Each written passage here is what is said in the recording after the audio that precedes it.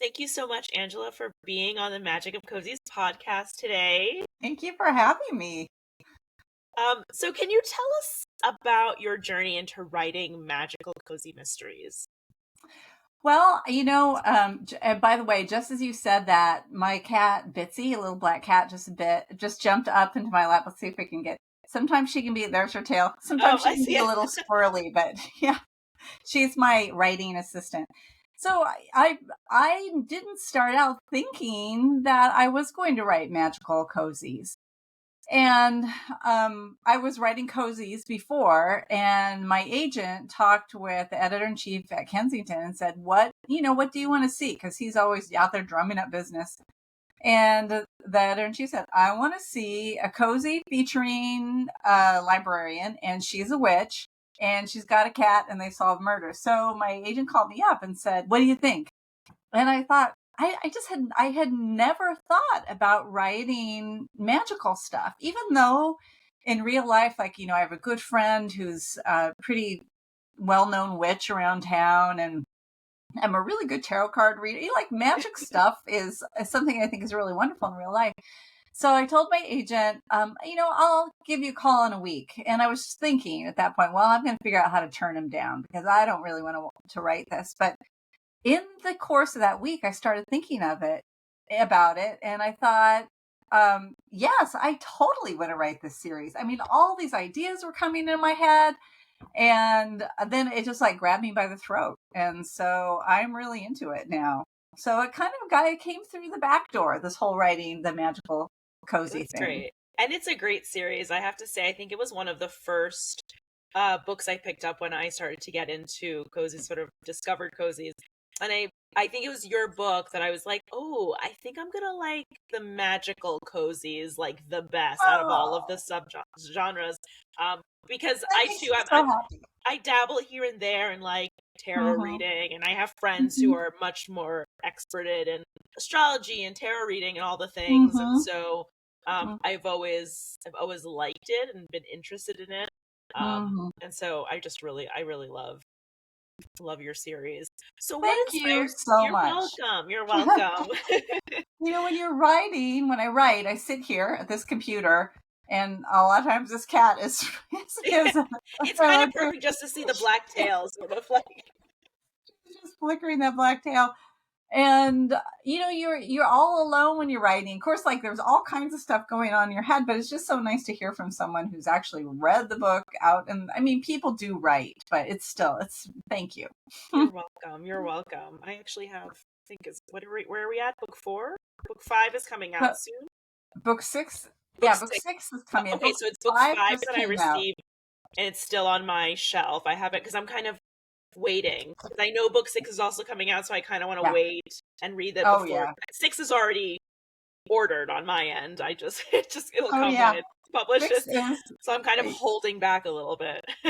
Yeah, right. So, I know. I always sort of space around my reading too. Yeah. And but yeah. So book 4, Gone with a Witch, came out in March, or the very end of February. And then book 5, The Witch is Back, comes out end of November. So it's considered a December release. And then I'm working on book 7 right now. Yay! What inspired you to blend the elements of cozy mysteries and supernatural themes? I know you said that your agent kind of pushed like this idea to you, but when you were in it, what other things maybe inspired you to include the elements that you do include in the series? Well, all right, squirrely cat, there you go. I in reading different magical cozies or magical books, I kind of have strong feelings about it. The ones that, I mean, for one thing, first of all, you have the limitations of a mystery, because obviously if you have a witch who's all powerful, she can say, you were the murderer, poof, you go to jail. That's not going to be fun. And then sometimes I feel like magic can just get too out of control. Like it just feels like, I don't know, spells and charms and things. I don't know. I wanted to make a magical world that could almost be real. Something that like took the principles of magic, like magical energy, and just went into it just enough, just so that you could kind of imagine it being real. So for me, creating a magical world was just a way of sort of extending reality rather than, coming up with a whole, I don't feel like I'm not really explaining myself very well, but I see a lot of books where there's either people who have inherited magical abilities, which I guess is true with Josie, my protagonist, or there are classic Wicca witches, which is not interesting to me because I think magic doesn't have to be tied to a particular practice or religion. I think, everybody has some amount of magic in their real life. They just have gifts. I mean, there are people with gifts with animals, for instance, who might have better luck with the cats trying to bust in on their their interviews, Right. or people who are good at growing things, or people who are just like magical bakers, or people who can listen and somehow they make you talk and you don't even know why you're doing what you're doing. And so I wanted to sort of get into that idea and just push it a little bit further. And so that's what I was really thinking of when I wanted to write magic. Because if people then can look at can read one of my books and then look at their own life and kind of see like the real magic that is there in their life, then I will feel like I have succeeded. If I've done that and entertained them. Yeah, and I think you have. Mm-hmm. So that sort of leads me into my next question. How do you approach world building in your series? Like, what are some key considerations that you have when trying to create this believable magical setting? And that it is sort of a weird thing to be writing something that feels so unreal in some ways, and then yet to try to make it of a piece so that it's real. I think it was in book 2, 7-Year Witch. I had a scene where Rodney, the cat, was supposed to go through a vent, like a heating vent. So I was talking to my father and I was like, okay, so can this heating vent attach to the outside? Could I have Josie like remove the grill? And the cat goes in and he said, listen, honey, you're writing a book about witches and magic cats. Does it really matter where the grill is? But it does. It does, because there is sort of some internal logic that has to follow. So what I did in creating the worlds, I started with a one small idea and then tried to reach out from there. And sometimes I will jump away from the idea just because I think of something that I think is cool. But I started with the idea that Josie loves books. She loves reading. She loves books.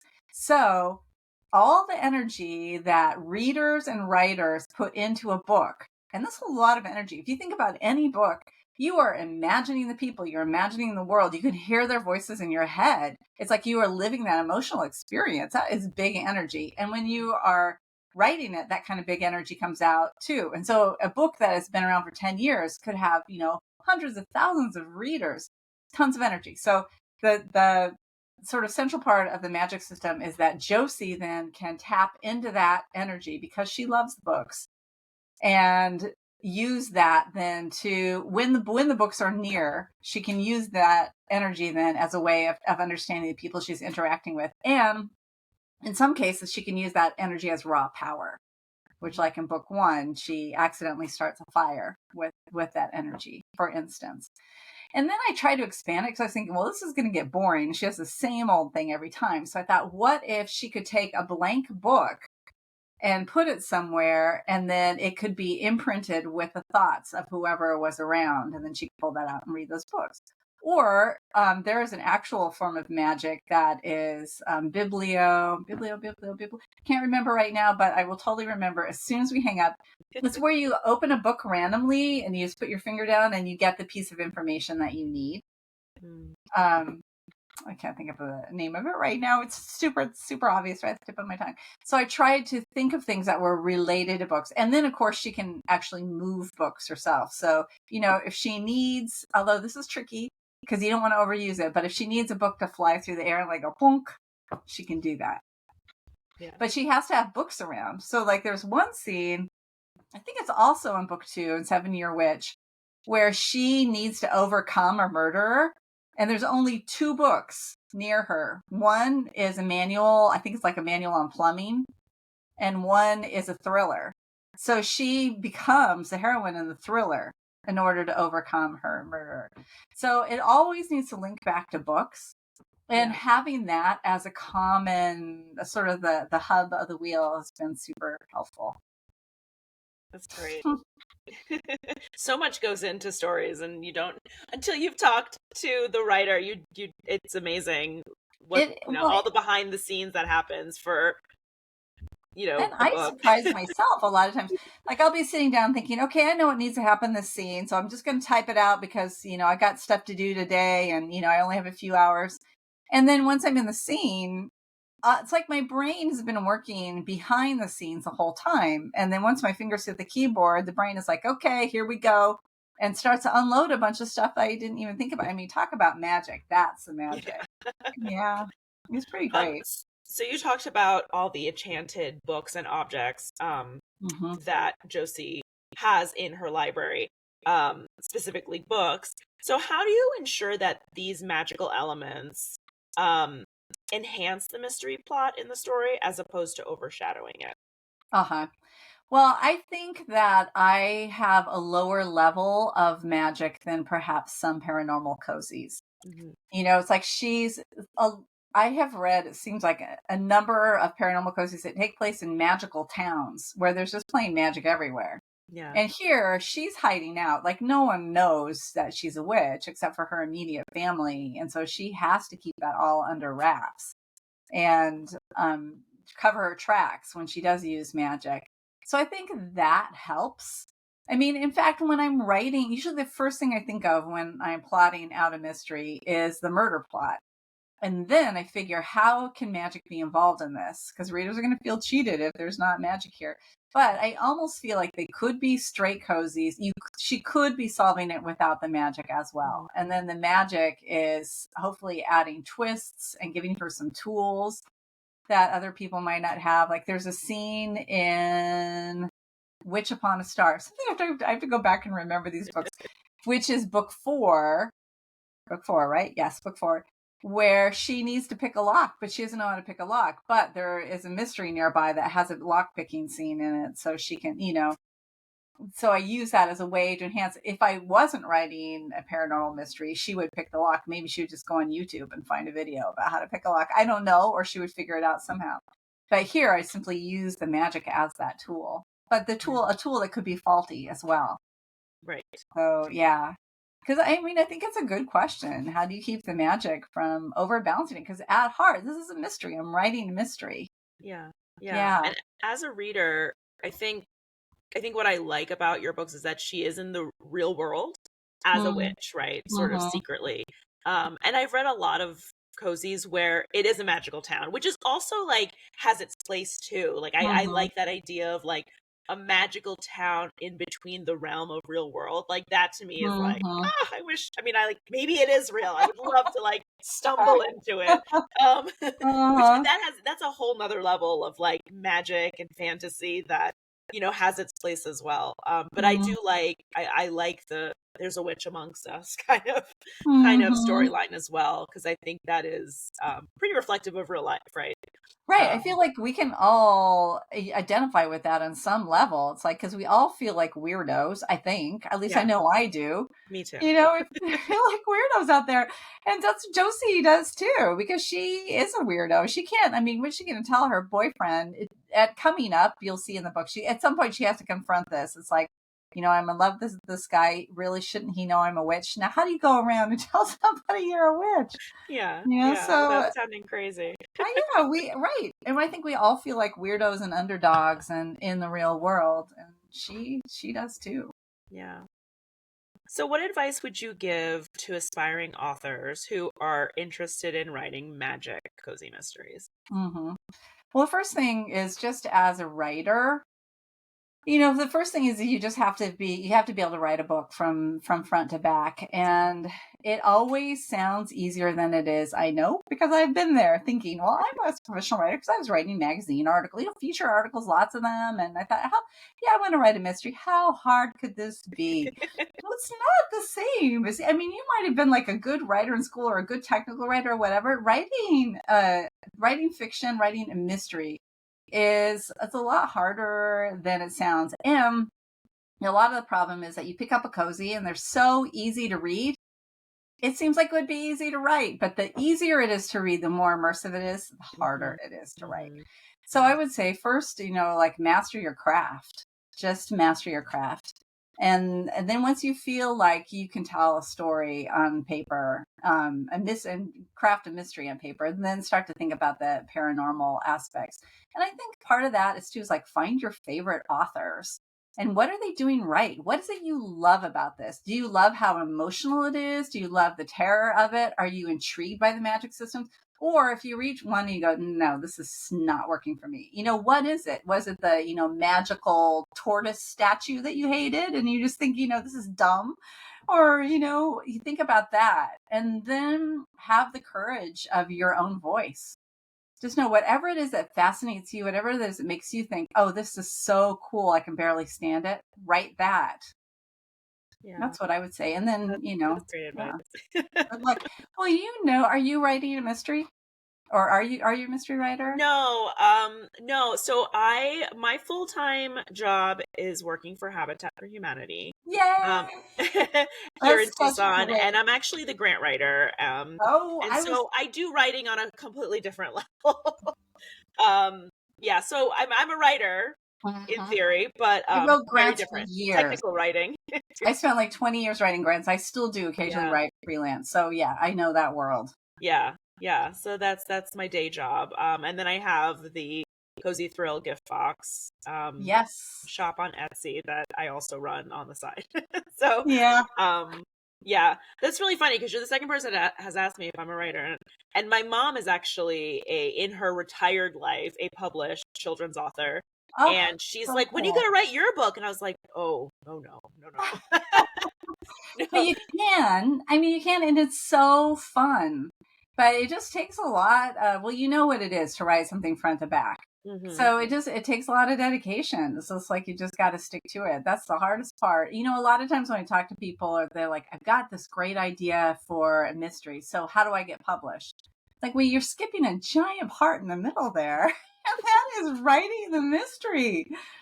Yeah. Write it, find your voice, have some conviction in what you're writing, and just study other writers. And, that middle part, and the middle part is where the joy is too. I mean, it's really, really wonderful to be published. And I am just amazed and so gratified whenever I hear from somebody who's read what I've written and they like it.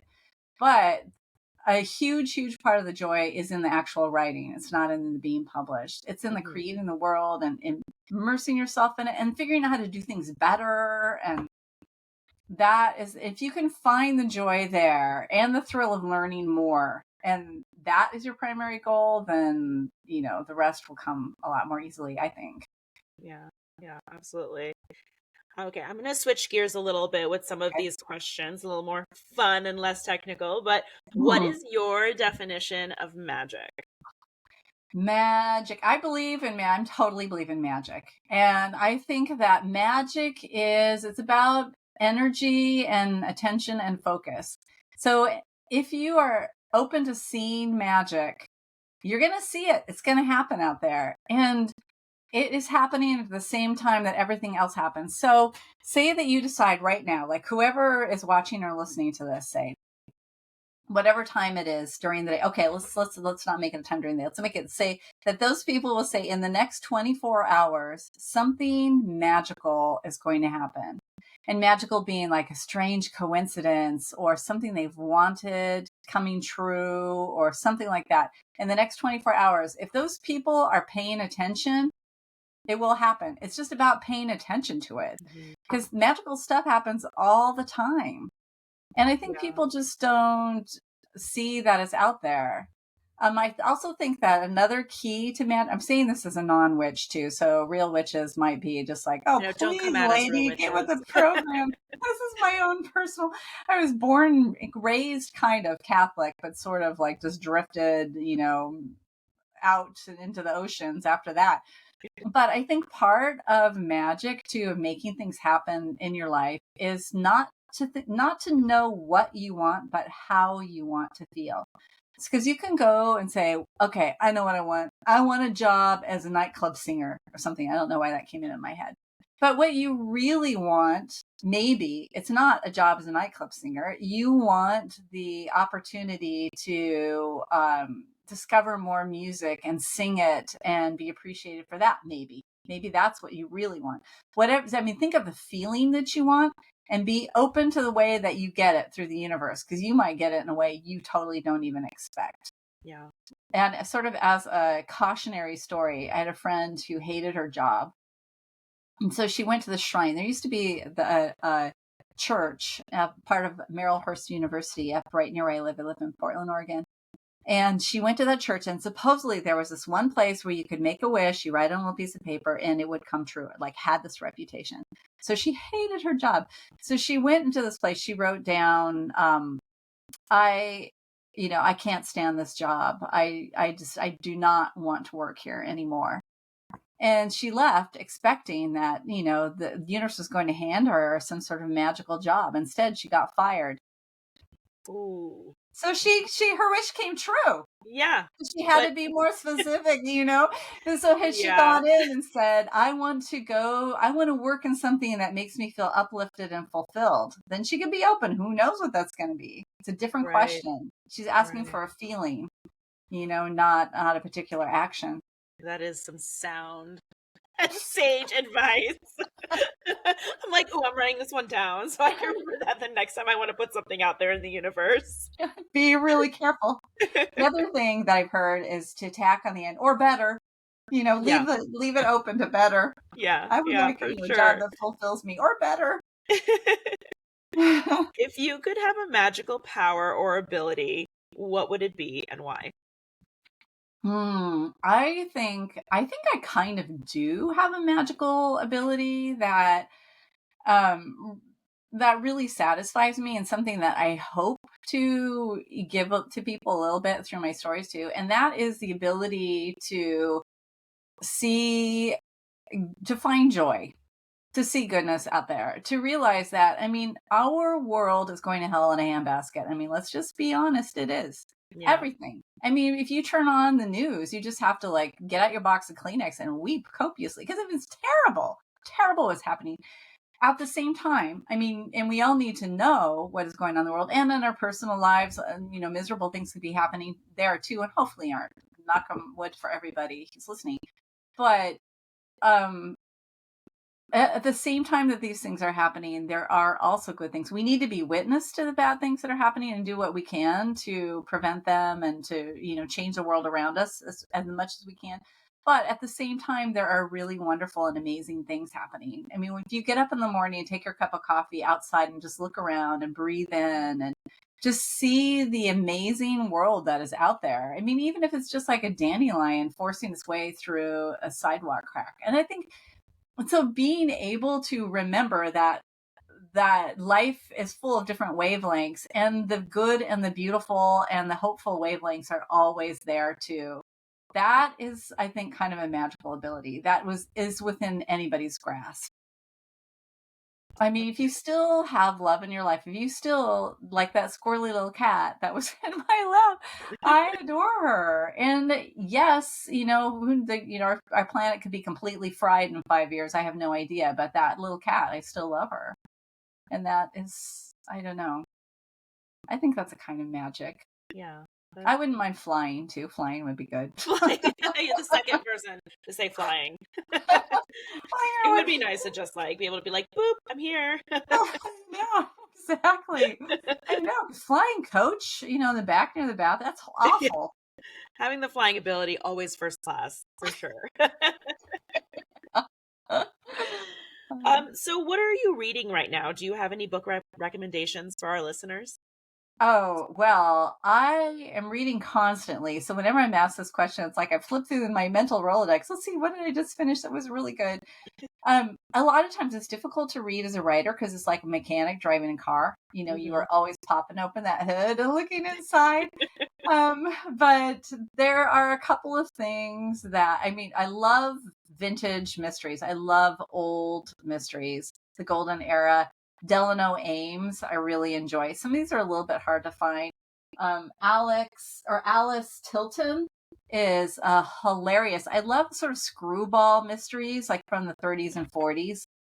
So Delano Ames, Alice Tilton, there are these sisters, Constance and Gwyneth Little, and they wrote a series of mysteries together that are hilarious, sort of screwball mysteries, always featuring, some single woman who gets herself into trouble. It's a different one each time. Those I love. As far as like current novels that are just like must buys for me, Alex Horowitz, of course, I love those. Richard Osman, I did not want to like his Murder Club, Thursday Murder Club. I really didn't. I picked up one, I looked at it's written in present tense. I thought, forget it. Besides that, I was really jealous because he was so popular. And then I read one of them and I was so totally hooked. So, the second one comes out, I'll totally be buying those. So those are some that I just read the latest Ruth Ware, The Perfect One Perfect Couple, which was I thought super well crafted. I really enjoyed that. I'm trying to think of, I just finished reading one book that had some good parts, but some parts that really annoyed me. So I'm not going to tell you what it was. I have Ellie Alexander's latest one. Well, it's the first in her latest series about the secret bookcase, and I haven't started. It's like open on my Kindle. It's ready to go, but I'm waiting for a moment when I've got a few hours. I can really just dig into that. Yeah, that's on my TBR. Yeah, I know my TBR is like TBR, plural. They're stacked all over the house. Yeah, I Yeah. mean, I have a physical TBR. I have an online Mm-hmm. TBR, and that's like Mm-hmm. paperback versus Kindle. And then Uh-huh. and then with Uh-huh. the start of this podcast, I have a completely different TBR Oh list of yeah. just like books that I want to read, authors I might potentially reach out to, and so it's just like so much, so It is much. a lot. I know it is a lot. And then when I got a new Kindle program or a different device and Mhm. whatever, this Kindle opened up and it tries to encourage me to read by saying like, you have read, 7 out of 7 days this week. Congratulations. I'm like, just turn that off because I don't need encouragement to read. Yeah, Are there people out there who just need to find time to read? I mean, I'll read. Yeah. I mean, every meal that I'm eating on my own, there's a book open right here. I try to yeah. eat in a bowl so that I can put the bowl on my belly and then Ooh. hold the book sort of up near my knees and it's I know, I try to find terrible. any time I have to read as well. But there are people that are like, I haven't read in years because I don't have time. I'm like, well, what else are you doing? I know, exactly. Do you have any new projects you would like to share, promote? Yes, because I am starting a new series that Ooh. I am really, really excited about it. It's going to take place. So in book 7 of the Witch Way Librarian series, Witch Way Librarian, right? That's what it's called, Josie. The series we're talking about now. In book 7, which I'm writing right now, I'm going to introduce a new character, and she is going to get her own series. Oh, And nice. it's going to take place in Astoria, Oregon. Astoria is a town that the Goonies was set in. It's really small. It's like 10,000 people, but it's on this whole hill. It goes down to the Columbia River. It's like a mix of old bikers and gritty factory workers and hipsters and vegan restaurants. It's a weird little town. I just spent the weekend there. Perfect, beautiful. And I want to do this one. I mean, I won't start writing it actually until January. I just signed the contract for it, the series though. But I want to do it third person instead of first person, like the Josie books are, and potentially have multiple viewpoints. And I want it to feel a little bit more like magical realism than straight on paranormal. So I'm just going to bend it just slightly. And then this witch, I don't know if she calls herself a witch. There's a lot I still got to figure out. But and this is going to sound funny, but her thing is that she has sort of a psychic sense of smell. Now I know that Ooh. sounds weird. But when she sees somebody, like, she might look at you and have this impression of like violets and maybe a tiny bit of sandalwood. And so then she knows that, you're a sensitive person, you see deeply into people, but you're grounded. It's like she just knows things. Or she could go somewhere and like smell its history, smell a fire that took place 100 years earlier and feel the panic in the air and, things like that. I have Wow. done a lot of perfume writing in my life Mhm. and for magazines and for a perfume blog where I was a paid perfume writer. And I love perfume. That cabinet back there, that with the Chinese characters on it, that's Mhm. full of perfume. Wow. I won't open it because you would be so shocked that you would probably never respect me again. But right now I smell like really nice tuberose. Nice. That's awesome. I'm Um, excited for this new series. oh, I am really excited. I've got to write, I'm writing book 7 of the Witch Way series, but in the back of my mind, it's cooking this new series, the house that she lives in, the people who, all the different characters who are there. And I'm just really excited about it. And so that one will be with Kensington too. I'm not sure. I'm going to start writing the book in January 2025, whatever next year is. So I'm not sure when it will come out actually. Okay, well, we'll definitely keep an eye out for that. I'm Thanks. sure we'll stay in touch. It's going to be a hardback book too, and then it's going to Ooh. go from hardback to trade paperback. You know how they do that when the next book comes out. Oh, interesting. So, how can our listeners find you? Well, let me just say right now, I've totally bailed on Facebook. Facebook it seems like everybody's dog is dying on Facebook and there's political rants. I just can't take it anymore. So I just I just gave up on that. So I'm on Instagram at angela.m.sanders. So there's, 2 dots around the M's. And then my website is the best place. I think if you sign up for my newsletter, then you're definitely going to be in touch. And I try to make my newsletter not just about me, like, oh, I sprained my foot. Who cares about that? I want to make it about interesting and fun things. So my website is angelamsanders.com. And then you can sign up for my newsletter there. I think that's probably the best way to stay in touch. Great. Well, thank you again so much, Angela, for coming on. You are episode 2. I'm so excited. I'm fangirling a little bit because I really do love your series. And I'm like, oh, getting to meet favorite authors is definitely a perk to this job. It was nice to meet you because, I've seen your picture on Instagram, but yeah, and I love talking about writing in the books too. Yeah. And it was super great. I thank you for reaching out. Yeah, absolutely. Thank you for responding. So I went